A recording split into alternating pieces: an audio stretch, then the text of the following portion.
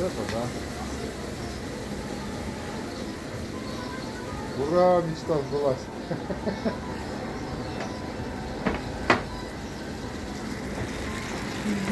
Thank you.